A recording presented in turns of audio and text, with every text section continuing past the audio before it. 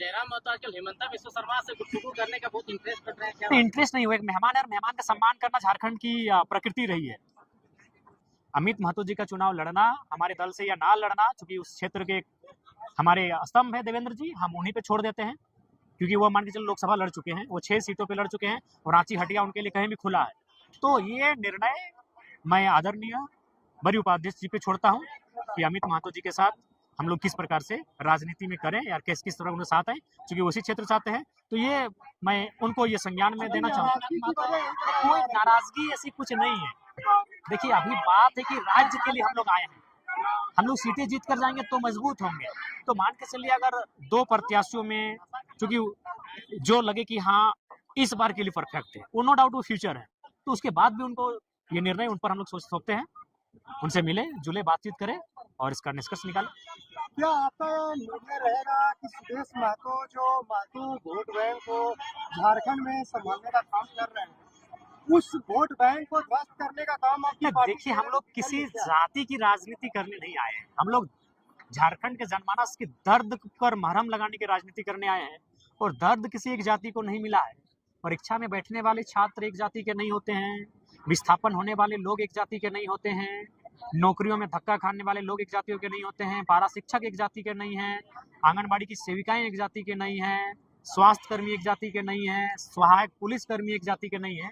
तो हम लोग झारखंड के दर्द पे मरहम लगाने की राजनीति करने आए हैं, तो झारखंडियत की राजनीति करने आए हैं। लेकिन जब हम लोग राजनीति करेंगे तो सभी जाति सभी तत्वों को जरूर लाभ मिलेगा। लेकिन झारखंड की राजनीति में तो यही चर्चा है ना कि जयराम महतो कहीं न कहीं सुदेश महतो की राजनीतिक कैरियर को खत्म करने के लिए नहीं, हम किसी को कैरियर को क्यों खत्म करेंगे भाई? आप अगर अच्छे से काम किए हैं तो जनता आपको चुनेगी, हम कैसे किसी को खत्म कर सकते हैं? हमारे कहने से, हमारे बोलने से अगर कोई खत्म होता और किसी इंसान के बोलने या करने से कोई खत्म होता तो लोग दुनिया को खत्म करा चुके होते। ये उस व्यक्ति के कार्य पर डिपेंड करता है कि आप 25 वर्षों से, 30 वर्षों से, 40 वर्षों से जिन्होंने राजनीति किया है, आपने जनता के साथ कैसा व्यवहार बनाया है, जनता के मुद्दों के साथ कैसा काम किया है, ये उन पे डिपेंड करता है। कैंची छाप सिंबल मिलने के बाद जयराम महतो पार्टी में कितना मजबूत महसूस कर रहे हैं, जनता के बीच में कितना मजबूत महसूस कर रहे हैं? क्योंकि लोकसभा में हम लोग बटे हुए थे, हमारा रजिस्ट्रेशन नहीं हुआ था, हमारे प्रत्याशियों का सिंबल एक नहीं था। अब केची छाप यानी राजमहल, शायद राजमहल के 1 से लेके गढ़वा के भवनाथपुर के 81 तक एक केची छाप, साहेबगंज के राजमहल से 1 नंबर विधानसभा से लेकर गढ़वा के 81 नंबर वाले विधानसभा भवनाथपुर तक केची छाप, केची छाप, केची छाप। क्या जयराम महतो यह निश्चित कर लिए हैं कि वह चुनाव में अकेले ही लड़ने के लिए तैयार है? देखिए, जो राजनीतिक दलें अभी स्थापित हैं उनको राज्यवासियों ने मौका दिया, और अगर हम लोग शुरू से उनके गोद में जाकर बैठ जाएं तो राज्य की जनता तो कहेगी फिर आप क्यों आए हैं, क्यों थे राजनीति में? उनके जैसा ही चुनाव लड़ना था, उनके साथ ही होके लड़ना था। तो कुछ नया करने आए हैं, नया करने दीजिए, नया करने जा रहे हैं। और जो फॉर्म बांटा गया था, ये कॉमन सो जो भी मीडिया में रिपोर्ट आई थी, क्या फॉर्म लेना जरूरी है क्या विधानसभा का टिकट लेने के लिए? देखिए, हम लोग फॉर्म लेना जरूरी है, पैसे देना जरूरी नहीं है। फॉर्म लेना आवश्यक है, फॉर्म भरना आवश्यक है, अपना विवरण देना आवश्यक है, अपनी जानकारी देना आवश्यक है। जैसे परीक्षार्थी फॉर्म भरते हैं किसी नौकरी को पाने के लिए, विधायक जो बनेंगे उन्हें फॉर्म भरना हो। हम लोग नए पैटर्न के साथ आए हैं। आप ही ना कहते हैं पढ़े लिखे लोग कि क्लर्क बनने के लिए परीक्षा देना पड़ता है, आवेदन करना पड़ता है, और अनपढ़ लोग विधायक बन जाते हैं और राज्य को चलाने लगते हैं। तो हम लोग एक नया प्रयास करने आए हैं, इसीलिए हम लोग आवेदन भी लेके आए हैं, एक मापदंड भी लेके आए हैं, परीक्षा और इंटरव्यू भी लेकर आए हैं। तो करने दीजिए ना, अभी सवाल जवाब क्यों कर रहे हैं? एक नया आप लोग चाहते हैं वैसा करने आए और फिर हम इन लोग को टोक रहे हैं, तो करने दीजिए थोड़ा। अच्छा, कैंडिडेट का सूची आप जारी नहीं कर रहे विधानसभा में, किसको कहां से मिलेगा? सूची जारी इसलिए अभी नहीं होगी चूंकि हम लोग एक समन्वय स्थापित करेंगे। राजनीति में हम लोग एक नया दौर लाने जा रहे हैं। अगर एक विधानसभा में 5 लोगों ने फॉर्म भरा है, अजय, विजय, सुनील, मंडल, सुनील, दिस दैट, कोई भी 5 लोग, तो उनको हमारी कोऑर्डिनेशन कमेटी बैठेगी, उस समय केंद्र अध्यक्ष स्वयं उपस्थित रहेंगे और उनके बीच एक समझौता नामा किया जाएगा या फिर समझाया जाएगा कि चलिए सब मिलके इनको समर्थन करें, एक प्रयास। लेकिन अगर पहले सूची जारी नहीं करते तो, क्योंकि पार्टी आपकी नवेली है, तो फिर विस्तार करने में समय देखिए, आपको भी मालूम है 1 लाख जी को 4 दिन पहले टिकट मिला था। झारखंड ने धनबाद की राजनीतिक इतिहास में दूसरी बार धाकड़ रिजल्ट लेके आए, यानी 2 सालों से जयराम महतो ने, उनके राजनीतिक दल ने जो संघर्ष किया है सभा कर करके हमें लगता है ज्यादा दिक्कत नहीं होगा। और ये कांके विधानसभा है। तो अब ऐसा कोई मायने नहीं है, लोकसभा जैसा कुछ है, ठीक वो प्रत्याशी है, अलग बात है, लेकिन अब चूंकि सब कोई अपना विधानसभा का ही फोकस कर रहे हैं, तो इसलिए हम लोग भी चाहते हैं कि जो जिस विधानसभा का है वहीं पे अभी फिलहाल फोकस किया जाए। जिला भी बहुत बड़ा होता है, तो ऐसी ये कोई विषय बात नहीं है।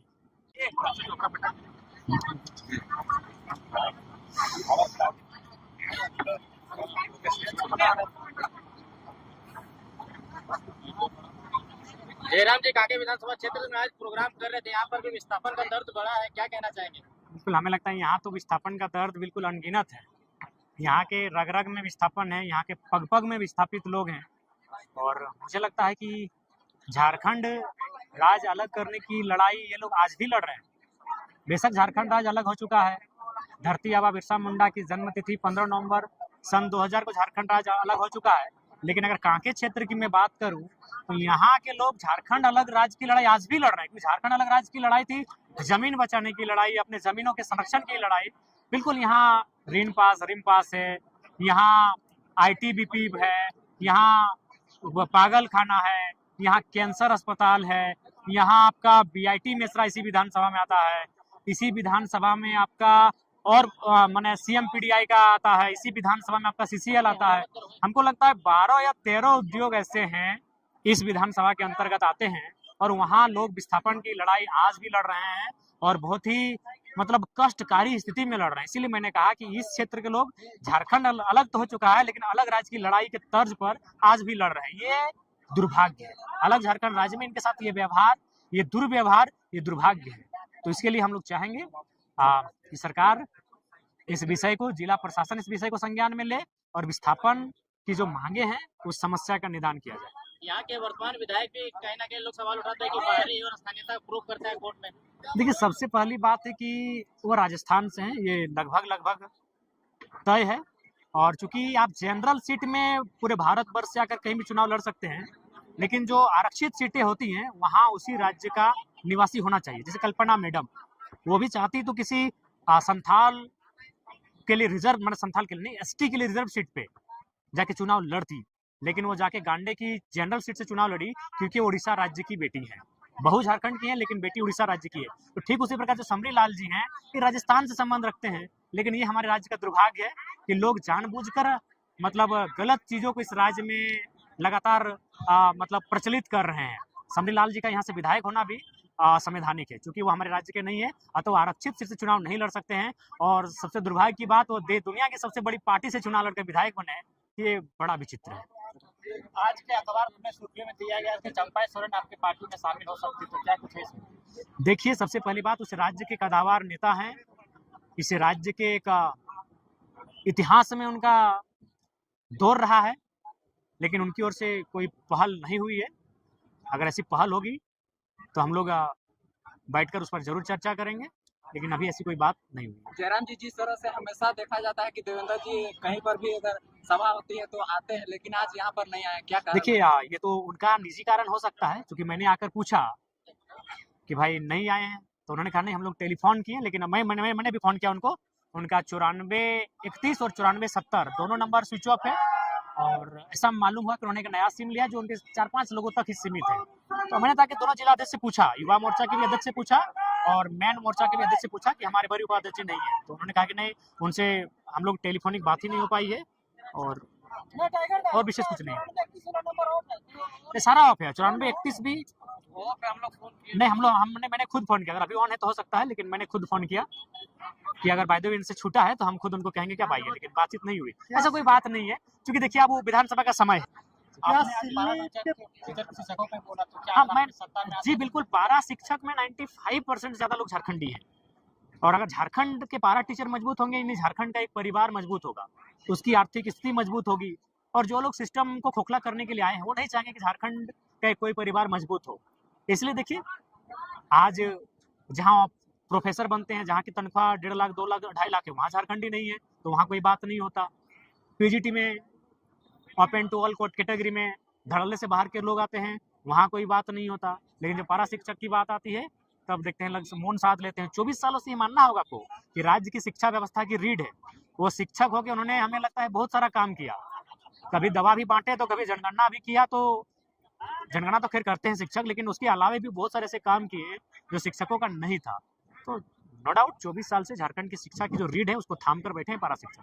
क्या सिल्ली के पूर्व विधायक अमित कुमार महतो आपके संपर्क में है क्या?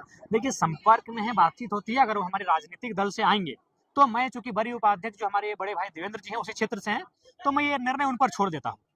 मैं आज मीडिया के माध्यम से